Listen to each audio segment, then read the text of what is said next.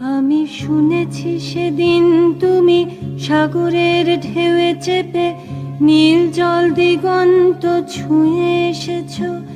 আমি শুনেছি সেদিন তুমি নোনা বালি তীর ধরে বহুদূর বহুদূর হেঁটে এসেছো। আমি কখনো যাইনি জলে, কখনো ভাসিনি নীলে, কখনো রাখিনি চোখ ডানা মেলা গাংচিলে। আবার যেদিন তুমি সমুদ্র স্নানে যাবে, আমাকেও সাথে নিও, নেবে তো আমায়, বলো নেবে তো আমায়।